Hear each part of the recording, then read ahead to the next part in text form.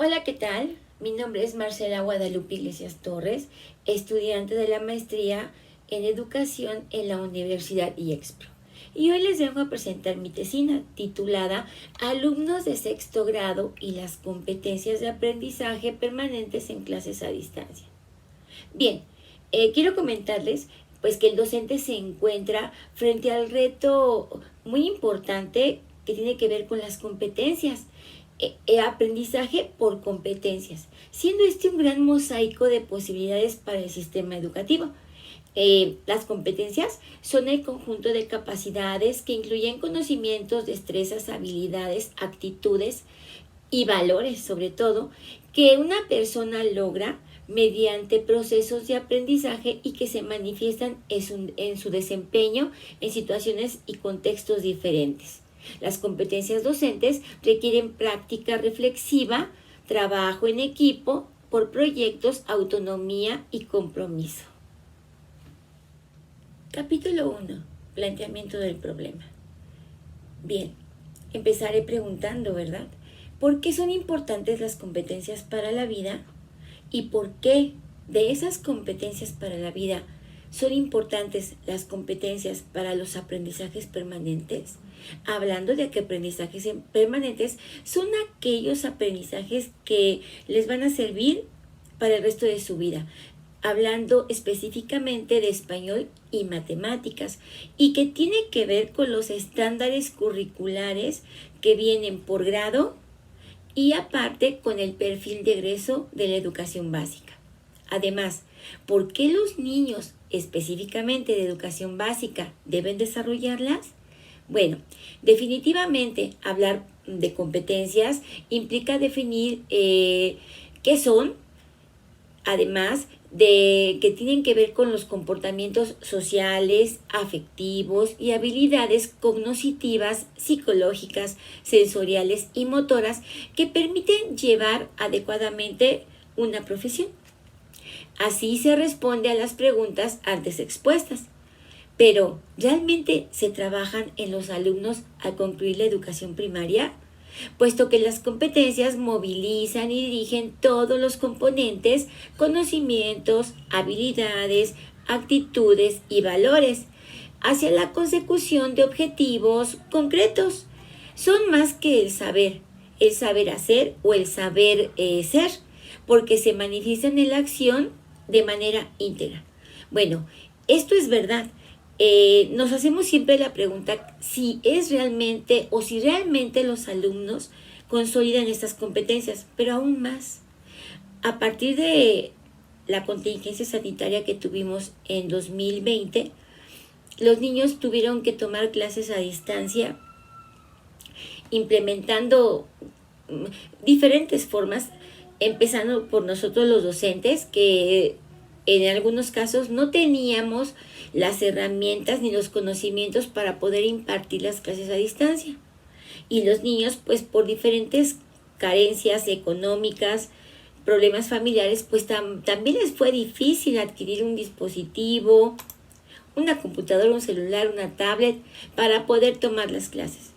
Entonces, si de por sí ya era difícil, la pregunta ahora es, ¿realmente las consolidaron a distancia? Por eso viene esta pregunta tan importante de mi tema de investigación. Bien, la movilización de saberes se manifiesta tanto en situaciones comunes como complejas de la vida diaria y ayuda a visualizar un problema, poner en práctica los conocimientos pertinentes para resolverlos, reestructurarlos en función de la situación, así como extrapolar o prever lo que hace falta. Las competencias para la vida pues deberán desarrollarse en los 3 niveles de educación básica a lo largo de la vida. ¿Qué son los 3 niveles? Es preescolar, primaria y secundaria, procurando que se proporcionen oportunidades y experiencias de aprendizaje significativas para los estudiantes. En el año 2011 se diseña un plan de estudios que favorece la articulación de todos los niveles de educación básica, preescolar, primaria y secundaria, como lo había mencionado anteriormente, propiciando el desarrollo de competencias para la vida de manera paulatina, congruente y permanente que permitan la formación integral de los educandos de nuestro país y su desempeño eficiente en el mundo de hoy, con la finalidad de identificar, atender y dar seguimiento a los distintos procesos del desarrollo del aprendizaje, además de contribuir a un mejor desempeño y desarrollo también de nosotros los maestros, porque tenemos que prepararnos y entender, saber cómo trabajar por competencias. Bien, el problema radica entonces en que realmente se trabajen desde la educación inicial hasta concluir la educación básica, permitiendo con ello que los alumnos tengan las herramientas necesarias para desarrollarse en la sociedad actual. Ahora bien, estas competencias fueron adquiridas durante la pandemia y en clases a distancia. ¿Realmente se consolidaron o realmente se trabajaron aunque sea un poco? Definitivamente es una pregunta que debemos hacernos todos los docentes actualmente. Capítulo 2. Marco teórico. Bueno, en mi investigación pude obtener información de varios autores que nos mencionan la importancia del aprendizaje por competencias. Algunos de ellos mencionan que debemos entender la educación como una herramienta al servicio de la convivencia democrática. También nos menciona que la educación del siglo XXI en este contexto de las competencias no puede renunciar a la construcción de una ciudadanía participativa, crítica, responsable y a potenciar el papel de los centros educativos. Por otro lado, también mencionan que el nuevo currículo establecido por la administración, cual sea, que tiene ya varios años que se ha manejado lo de las competencias, apuesta a una orientación de la enseñanza basada en el desarrollo de competencias básicas, lo que supone un profundo replanteamiento de los elementos que conforman la cultura escolar. Bien, en los últimos años, el término competencias viene empleándose cada vez más en el escenario educativo. Convertir el desarrollo de competencias en el eje vertebrador del currículo conlleva varias modificaciones relevantes en la totalidad de los elementos que integran la cultura de la escuela. Un ejemplo muy claro son los libros de la SEP, que sí ya están en ellos las competencias, porque, por ejemplo, en el libro de español se trabaja por proyectos y cada proyecto desarrolla actividades donde el niño investiga, donde el niño da su punto de vista, donde el niño participa con sus compañeros. Entonces, al final, ese producto de cada proyecto es el resultado del trabajo que se llevó a cabo durante 2 semanas, donde el niño en grupo, con una actividad participativa, logró. En el caso de matemáticas, el libro de desafíos es un libro bastante, considero, bueno, si se trabaja como debe de ser, porque en él se desarrollan aquellas competencias donde el niño analiza, estima y aplica para poder resolver un problema. Por eso se llama desafíos matemáticos. Entonces, considero que sí es verdad que en los planes y programas se están desarrollando las competencias. Por otro lado, otros autores mencionan la importancia de las competencias para la vida, las cuales movilizan y dirigen todos los componentes, conocimientos, habilidades, actitudes y valores hacia la consecución de objetos concretos. Son más el saber hacer o el saber ser, porque se manifiestan en la acción de manera íntegra. Poseer solo conocimientos o habilidades no significa ser competente. Más bien porque se puede conocer las reglas gramaticales, por ejemplo, pero ser incapaz de redactar una carta, y eso es real. Podemos saber las reglas ortográficas, de acentuación, pero sí a veces, aunque las conocemos, somos incapaces de redactar una carta, de, por ejemplo,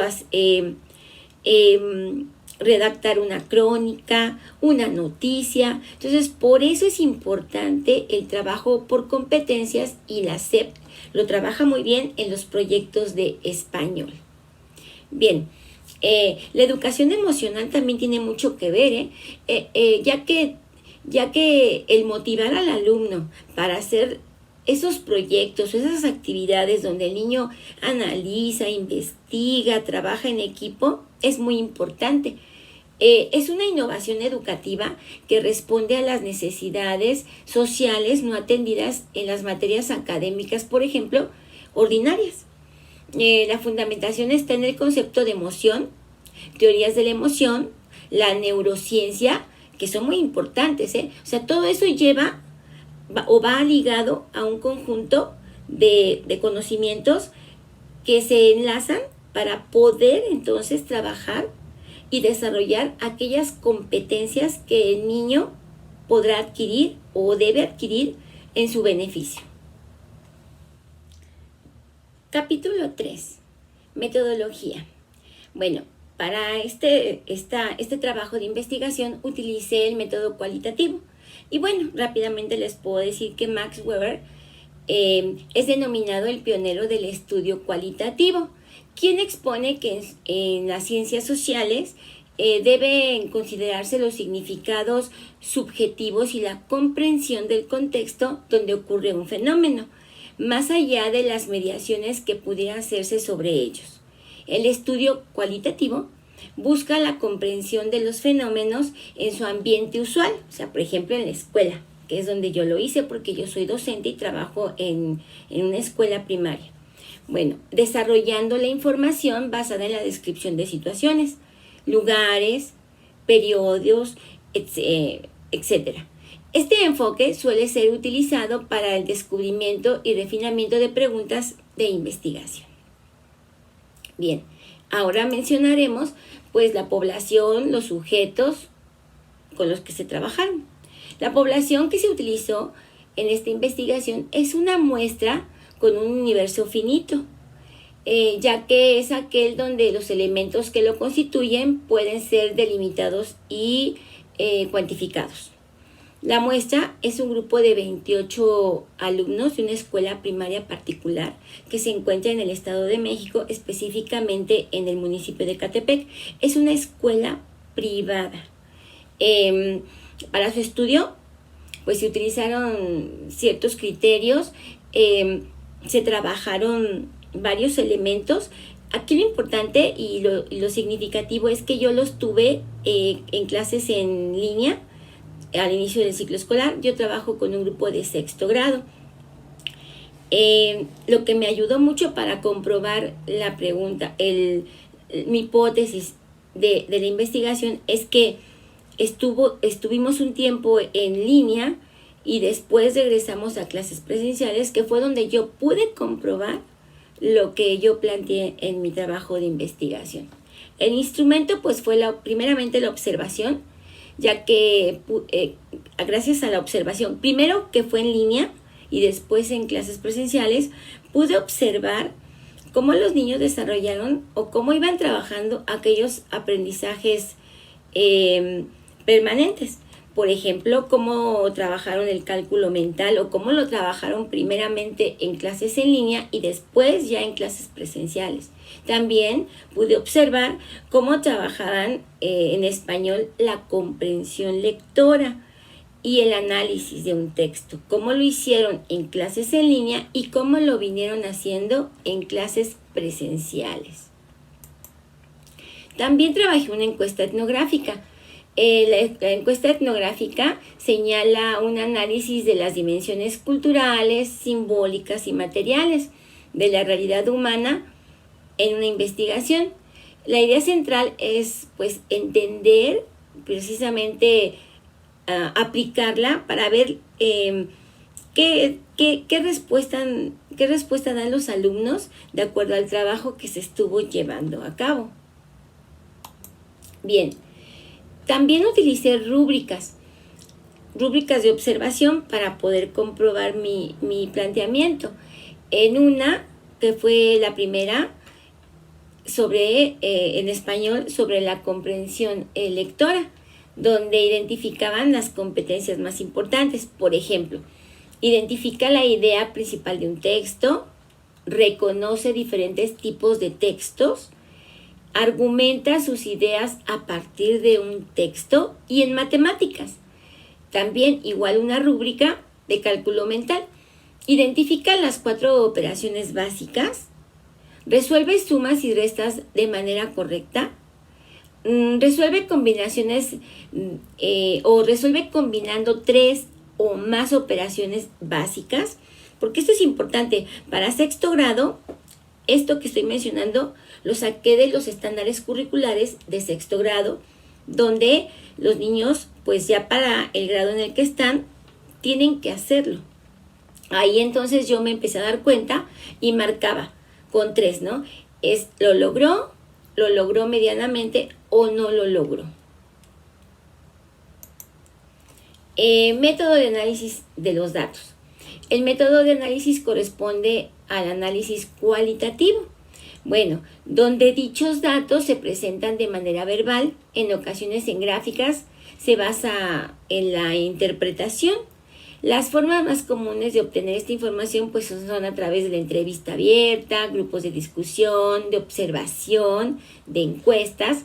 Y bueno, por ello es que yo apliqué tanto la observación como una encuesta.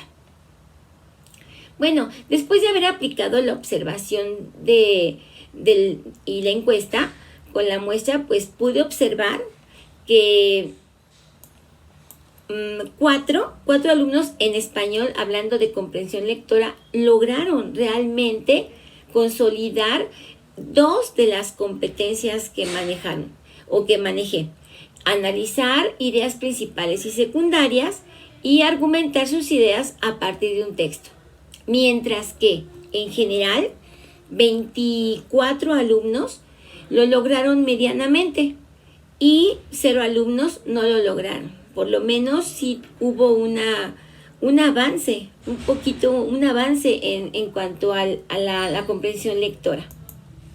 En matemáticas, de lo que yo tenía en competencias con mi rúbrica, 28 alumnos lograron identificar las 4 operaciones básicas, 12 alumnos lograron medianamente resolver sumas y restas de manera correcta, y 20 alumnos resolvieron problemas o pequeños ejercicios de 3 o más operaciones básicas, mientras que 16 alumnos no lograron resolver sumas y restas de manera correcta y 8 alumnos no lograron combinar 3 o más operaciones básicas. Capítulo 4. Resultados y conclusiones. Bueno, pues en base en lo observado, se identificó que los alumnos de la muestra no desarrollaron las competencias de aprendizajes permanentes en clases a distancia, mismas que tuvieron una duración de casi 2 años. Según la organización Save the Children, las niñas, niños y adolescentes aprenden menos y con mayor dificultad.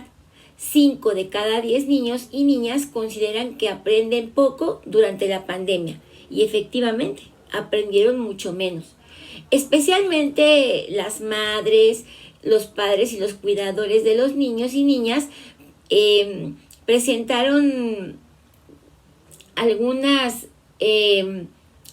cuestionamientos y necesidades del por qué los niños y niñas y adolescentes no aprendieron en clases en línea como pudieron haber aprendido en clases presenciales. El cierre de las escuelas pues impidió la entrega primeramente pues de libros de texto en muchas escuelas. En mi caso no fue así, porque sí tuvieron sus libros de texto, además de su libro de apoyo que ellos llevan por ser una escuela privada, y otros materiales educativos para reforzar el aprendizaje de niñas y niños desde su casa.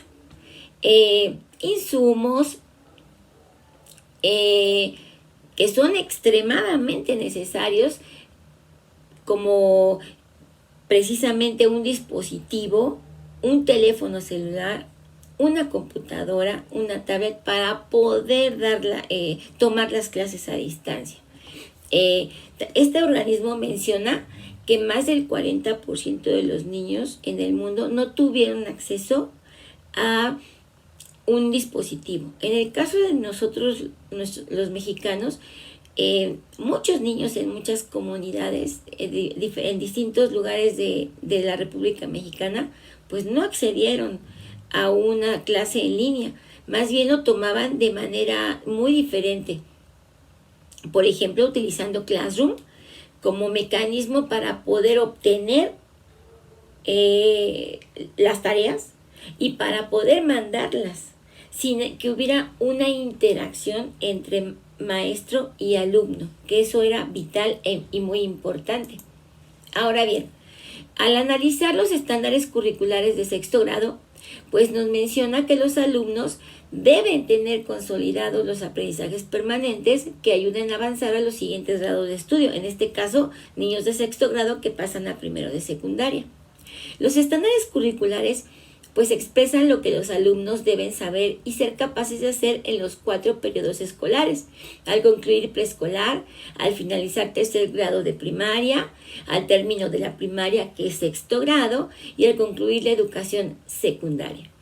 Cabe mencionar que cada conjunto de estándares correspondiente a cada periodo pues refleja el currículo de los grados escolares que le preceden. Quiere decir que van unidos, ¿no? Lo que va a aprender en primero le va a ayudar para segundo, lo de segundo para tercero, de tercero a cuarto, en este caso, de sexto grado de primaria para primero de secundaria. Por eso son muy importantes. Los estándares curriculares de español, pues, están integrados por elementos que permiten una verdadera comunicación en cuanto al español. Voy a citar algunos de ellos. Por ejemplo, consolidar el proceso de lectura e interpretación de textos, las producciones o los textos escritos, la producción de, por ejemplo, cuentos, anécdotas, y también el poder hablar, escribir para poder entonces hacer una participación oral, que eso es muy importante. Los conocimientos, las características y la función del uso del lenguaje. Aquí estamos hablando, por ejemplo, de todas las reglas ortográficas que tiene nuestro idioma. Y otras, pues, actitudes hacia el lenguaje. El hablar correctamente, utilizar las palabras adecuadas, utilizar sinónimos, antónimos para referirse. Eso es muy importante. En los estándares curriculares de matemáticas, bueno, pues estos presentan una visión de una población que sabe utilizar los conocimientos matemáticos. Comprenden el conjunto de aprendizajes que se espera que los alumnos en los 4 periodos escolares pues consoliden para que puedan tener una verdadera alfabetización matemática. Se organizan en 4 ejes: sentido numérico y pensamiento algebraico, forma, espacio y medida, manejo de la información, actitud hacia el estudio de las matemáticas. En este caso, yo me basé en el cálculo mental, que tendría que ver específicamente con el sentido numérico y pensamiento algebraico. Pero bueno, es un conjunto, va unido. ¿Por qué? Porque si el niño resuelve rápidamente una operación mental, pues también va a poder resolver algún conocimiento que tenga que ver con forma, espacio y medida.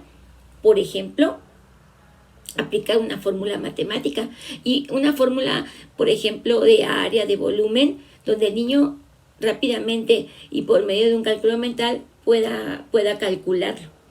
También puede ser por el manejo de información en estadística. Lo que vemos nosotros en sexto grado son medidas de tendencia central, moda, mediana y media, donde el niño también puede aplicar en algún momento el cálculo mental. Entonces, sí es bien importante que el niño lo consolide y tiene que ver con, o va implícito en los estándares curriculares. También, bueno, si nos enfocamos en los resultados de la muestra, pues se observa que no hay comprensión y análisis al leer textos, esto es en español. En matemáticas se observa que no consolidan la resolución del cálculo mental.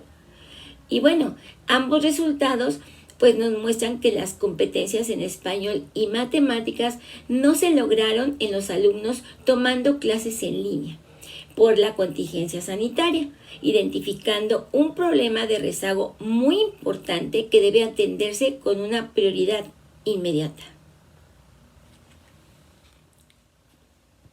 Bien, después de haber expuesto mi trabajo de investigación, quiero dar las gracias primeramente a Dios por haberme dado la fortaleza de emprender un camino más en mi vida. A mi esposo José Agustín Gutiérrez, que ha sido mi mayor soporte y me ha impulsado a ser cada día mejor y no conformarme. A mis hijos, a Miri y Agustín, por su gran apoyo y comprensión. A mi madre y a mi hermana, que siempre han estado conmigo dándome ánimos. A mis queridos alumnos de cada una de las generaciones que han pasado por mis manos desde hace más de 25 años y que me han ayudado a ser cada día mejor docente, a buscar, mejorar mis clases y darles lo mejor de mí. Muchas gracias a la Universidad IEXPRO por su profesionalismo y a cada uno de los docentes que me brindaron todos sus conocimientos. Muchísimas gracias.